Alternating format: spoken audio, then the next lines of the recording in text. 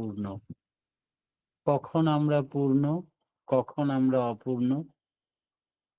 যা আছে বিশ্ব ব্রহ্মাণ্ডে তা আছে দেহ ভাণ্ডে, অর্থাৎ পরমপিতা স্বয়ং নিজের ছাঁচে ঢেলে শ্রেষ্ঠ জীব মানুষকে তৈরি করেছে।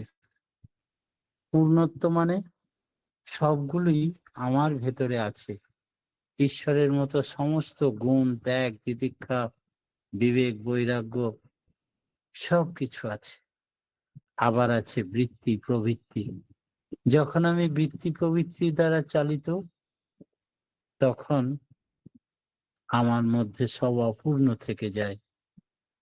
জ্ঞানের অপূর্ণতা, তখন বৃত্তি প্রবৃত্তি আমার নিয়ামক হয়ে ওঠে। হাইয়েস্ট প্রিন্সিপাল, আদি কারণের কারণ যিনি, প্রাণে প্রাণে যখন তাকে অনুভব করি, তখনই আমার পূর্ণতা, তিনি আমার মধ্যে পূর্ণভাবে বিরাজ করেন। যেটা অনুভব করতে হলে সমস্ত জ্ঞান থাকা দরকার।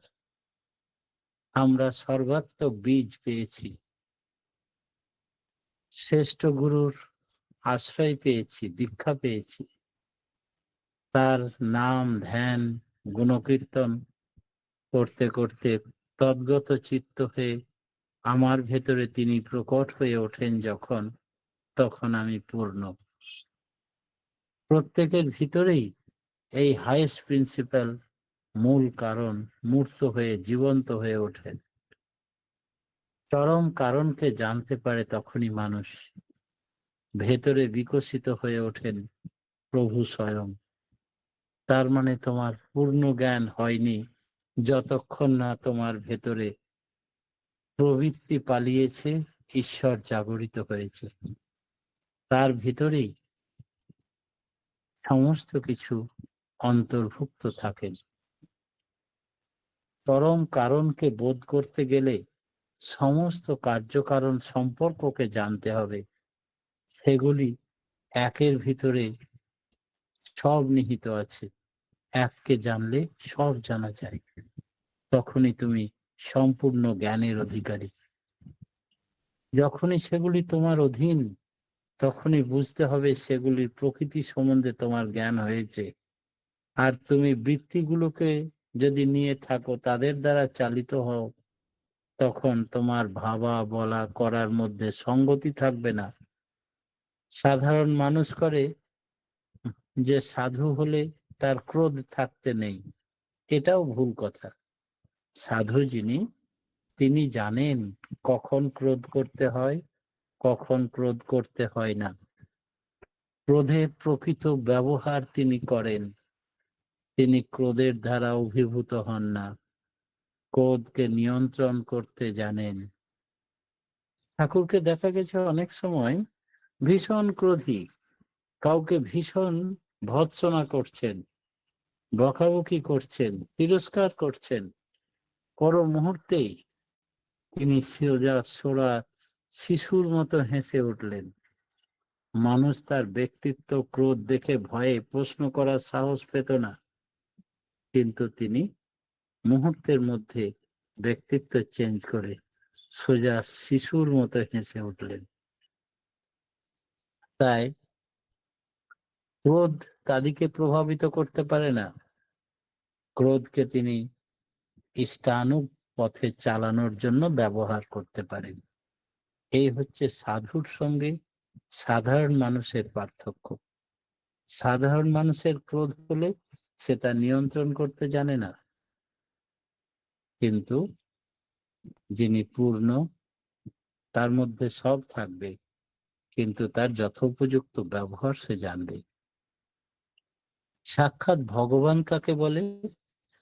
যে অনুভূতি লাভে জীবনের চরিত্র ও কর্মে একটা আমূল পরিবর্তন এনে দেয়, যাকে আশ্রয় করে সুপ্ত জীবন জেগে ওঠে, তাই মানুষের ধর্ম। তখনই হয়েছে সাক্ষাৎ ভগবান। আর যে জীবন্ত মূর্ত দেবতার আকর্ষণে এই আমূল পরিবর্তন সংঘটিত হয়, যাকে ঘিরে ফুটে ওঠে যৌবনের উপবন, বার্ধক্যের বেনারসি, স্নিগ্ধ শীতল হয়ে ওঠে জগৎ, তীক্ষ্ণ অন্তর্দৃষ্টি দরজা খুলে যায়, তীব্র কর্মপ্রেরণা জেগে ওঠে, যার জীবনের সংস্পর্শে আমার ক্ষুদ্র জীবন সার্থক হয়ে ওঠে। ব্যক্ত হতে অব্যক্ত পর্যন্ত সমস্ত বোধের মধ্যে ধরা দেয়, তিনিই আমার ভগবান। রক্ত মাংস সংকুল জীবন্ত নরবিগ্রহই ভগবান। যেমন শ্রীকৃষ্ণ, ভগবান জেসাস, হযরত রসুল, বুদ্ধ ইত্যাদি। গডের মধ্যে মানুষ কোনোদিনই পরিচয় নাই। তার আকাশের ভগবানকে প্রতিষ্ঠা করতে গেলে সব নাস্যাৎ হয়ে যায়। জীবন্ত ভগবান তাকে যেমন করে শিক্ষা দিতে পারে, সঠিক পথ বাতলে দিতে পারে, তা কিন্তু অন্য কেউ, আকাশের কাল্পনিক ভগবান পারে না। তাই জ্যান্ত ভগবানের এত প্রয়োজন। একদিন কথা প্রসঙ্গে আরে আসন আসন টলে যায়, ঈশ্বরের আসন টলে যায়, এ কথা আমরা শুনি। শাস্ত্রে এ কথা আছে যে ধ্রুব যখন সাধনায় মগ্ন, গাছের পাতা খেয়ে বেঁচেছিলেন, পারে আর পাতাও জুটছে না, তখন শুধু ভগবানের নাম করছে। সেই অবস্থায় ভগবানের আসন টলে উঠল।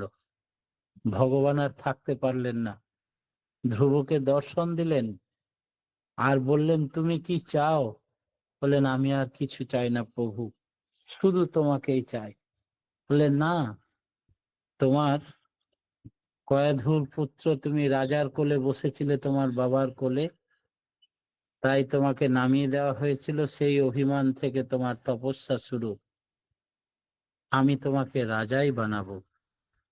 তাই স্বর্গরাজ্যের এক বিশাল অংশ তাকে ছেড়ে দেওয়া হয়। আজও ধ্রুব তারা জ্বলজ্বল করে সেই রাজত্বের রাজা। সেই ধ্রুবের কথা আমরা জানি। প্রহ্লাদ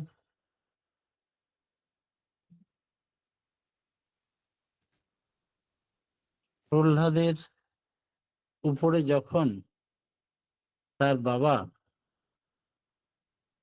একের পর এক অত্যাচার চালিয়ে যাচ্ছে, আর সে ভগবানের কে কাইমন বাক্যে ডাকে, তিনি রক্ষা পাচ্ছেন সমস্ত আপদ বিপদের হাত থেকে। পরিশেষে ভগবানের সিংহাসন টলে যায় এবং সে, তোমার ভগবান কোথায় আছে? এই থামের মধ্যে আছে? প্রহ্লাদ বলেন, নিশ্চয়ই আছে, সর্বত্র আমার ভগবান আছে। সেই থামে পদাঘাত করলো হিরণ্যকশ্যপ, আর সেইখান থেকে না নর না সিংহ এই মূর্তি ধারণ করে তাকে হত্যা করলেন। আমরা জানি তিনি আসন টলে যায় ভক্তের আকুল প্রার্থনা ক্রন্দনে। তিনি স্থির থাকতে পারেন না, তাকে রক্ষার জন্য ছুটে আসেন বারবার। ঠাকুরের জীবনে এরকম একটা ঘটনা বলি। ঠাকুর, কেষ্টদা, আসন টলে যাওয়ার ব্যাপারটা জানেন? কেষ্টদা বলছেন যে, হ্যাঁ শুনেছি, কিন্তু কিরকম আমি বুঝতে পারি না। বলছেন, কেষ্টদা, আমি কি বলছিলাম যেন, বলে আবার অন্যমনস্ক হয়ে যাচ্ছেন। কেষ্টদা সূত্র ধরিয়ে বললেন, ওই ভগবানের আসন টলে যাওয়ার কথা বলছিলেন। আপনি অন্যমনস্ক হয়ে যাচ্ছেন কেন? বলে, ওই তো যোগসূত্র কেটে যাচ্ছে, আসন টলে যাচ্ছে। তার মানে? বলে, ভগবান শ্রীকৃষ্ণ আসন টলে গেল একদিন। কখন জানেন? সমস্ত দিনের কর্মের অবসানের পর যখন ভগবান অপরাহ্ন সময়ে অন্ন গ্রহণ করতে বসেছেন, রুক্মিণী দেবী পাখা নিয়ে বাতাস করছেন, প্রথম গ্রাস অন্ন মুখে দিতে যাবেন, এমন সময় ভগবান শ্রীকৃষ্ণ বলে উঠলেন, আর বুঝি আমার খাওয়া হলো না, আমার আসন টলে গেল, ভক্তের ডাক পড়েছে। তাড়াতাড়ি অন্ন পরিত্যাগ করে তিনি গৃহ থেকে বহির্গত হলেন। সেদিন পঞ্চপাণ্ডবের মহা দুর্দিন। দুর্বাসার অভিশাপে কারো রক্ষা পাওয়ার উপায় ছিল না। বিপদ বুঝে দ্রৌপদী আর্তকণ্ঠে বিপদ বারণের জন্য স্মরণ করতে লাগলেন, আকুল ভাবে ডাকতে আরম্ভ করলেন। সেই আকুল আহ্বান তাকে চঞ্চল করে তুলল। তিনি মুখের গ্রাস ফেলে তখনই সেই স্থানে উপস্থিত হলেন। জ্যেষ্ঠদা বললেন, তারপরে?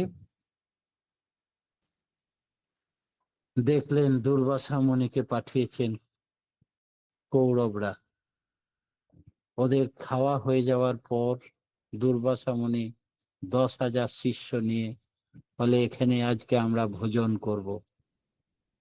যদি তাকে ভোজন না করাতে পারে, একে তো বনবাসী পঞ্চপাণ্ডব, তাহলে তাদেরকে অভিশাপ দেবে, আর দুর্বাসার অভিশাপ থেকে বাঁচার উপায় নেই কাউরি। তখন কোনো উপায়ন্ত না দেখে দ্রৌপদী আকুল ভাবে দুহাত তুলে প্রার্থনা করলেন। ভগবান তার প্রার্থনায় সাড়া দিয়ে হাজির হলেন আর বললেন, তোমার হাঁড়িতে দেখো একটি অন্ন একটু শাক, ওইটুকুই আমার হাতে দাও। দ্রৌপদী খুঁটে খুঁটে একটা অন্ন একটু শাক ভগবানকে দিলেন। ভগবান সেটা খেয়ে বললেন, সবাইকে বলুন নদীতে স্নান করে আসবে দুর্বাসা মুনি সহ সমস্ত শিষ্যরা, আমাদের খাবার প্রস্তুত। সবাই স্নান করতে গেল। নদীতে স্নান করে ভগবান ওইটুকু শাক আর অন্ন গ্রহণ করে পেট ভরে জল খেলেন আর ঘেউ ঘেউ করে ঢেউ তুললেন। এই শুনে তিনি সর্বীশ্বর, সর্বজীবে বিরাজিত। তাই সমস্ত শিষ্যদের এবং দুর্বাসা মুনিরও পেট ভরে গেল, আর নদীর পাড়েই সব শুয়ে পড়লো গাছতলায়। কেউ এইভাবে তিনি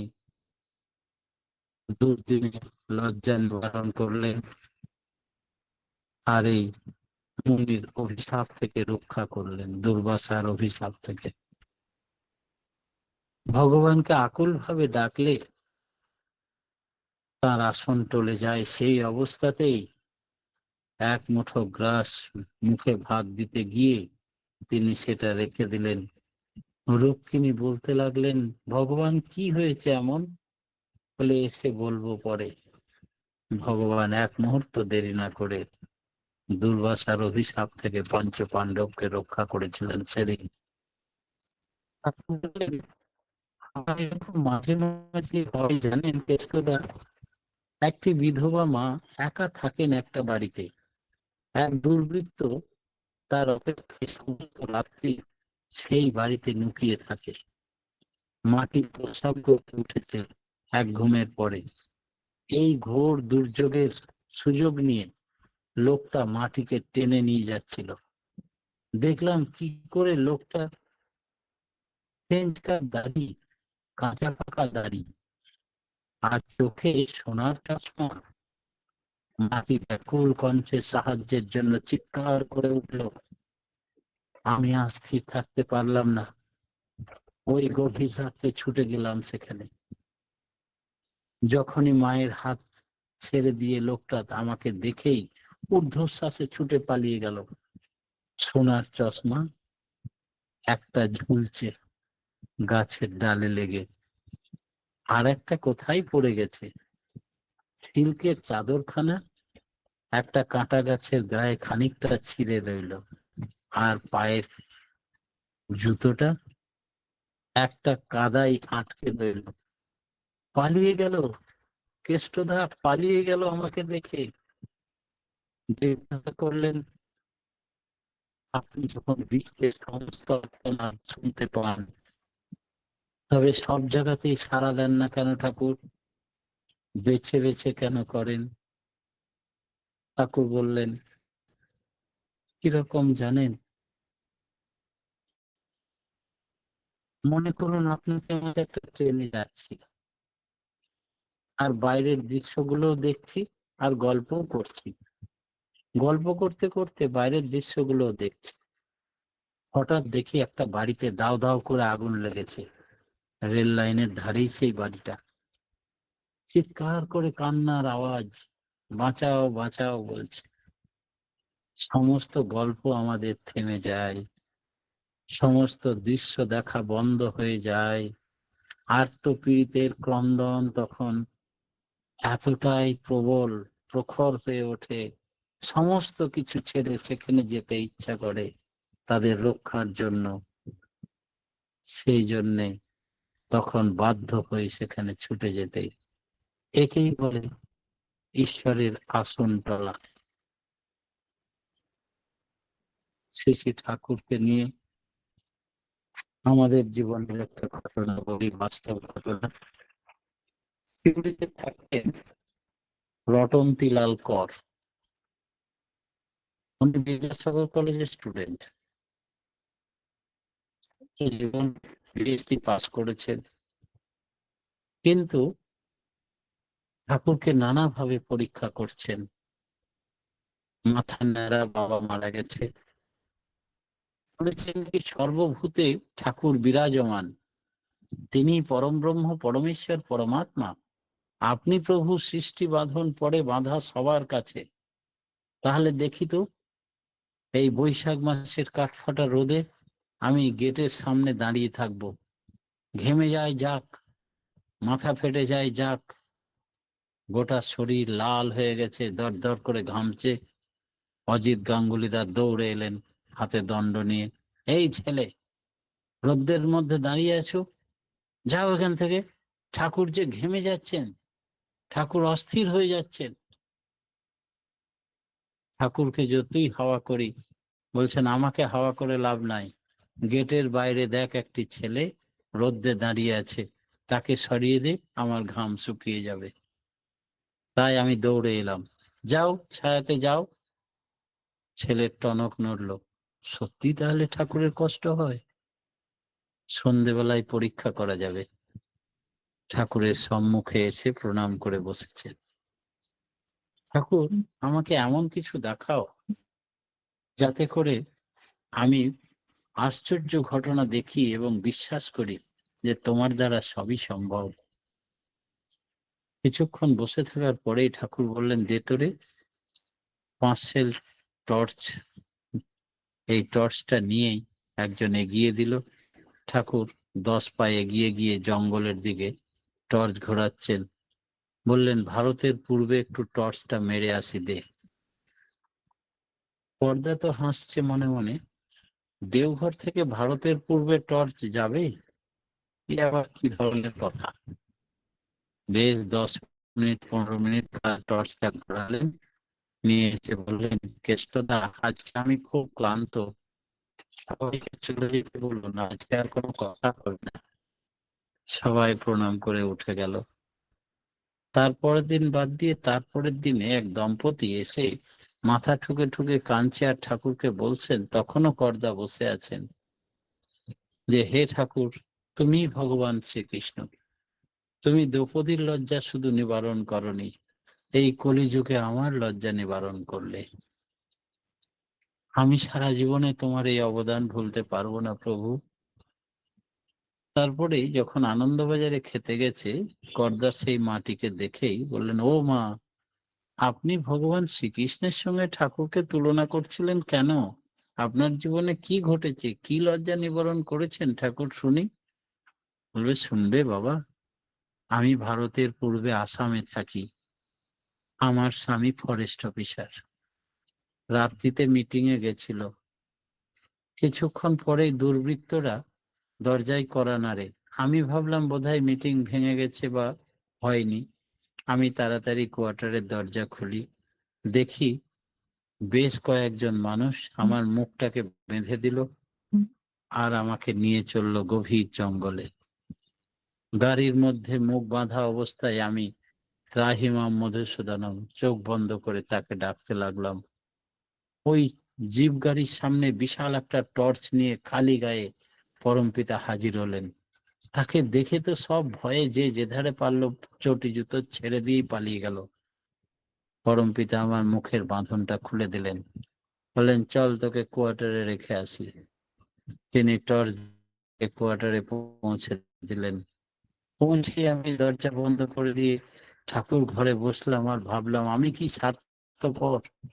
ঠাকুরকে একবার জিজ্ঞেস করলাম না, আপনি কোথা থেকে এলেন এত রাত্রে, কি করে ফিরে যাবেন? নিজে পৌঁছে দিলাম, ব্যাস দরজা লাগিয়ে দিলাম।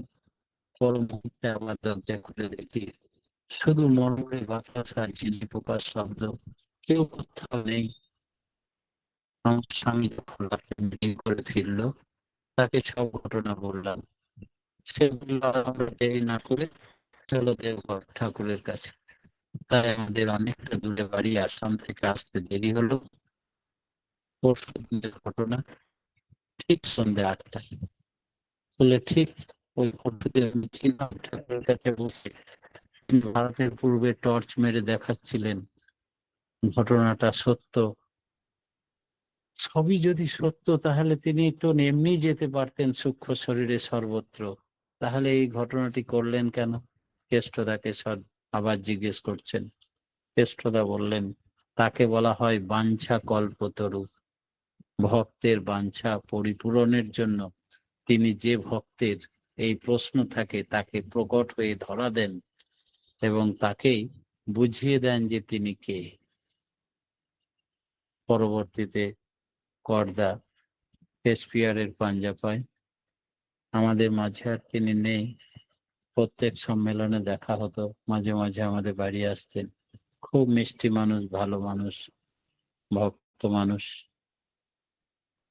তাই আমরা পরমপিতার সেই লীলা, যাকে বলা হয় সিংহাসন টলে যাওয়া, বহু ঘটনা জানি। পরমপিতার রাঙা আতুল চরণে প্রতি প্রত্যেকের সার্বিক মঙ্গল প্রার্থনা জানিয়ে আজকের মতো আমার ক্ষুদ্র বক্তব্য এখানেই শেষ করলাম। জয় গুরু। জয় গুরু দাদা, খুব সুন্দর, খুব সুন্দর।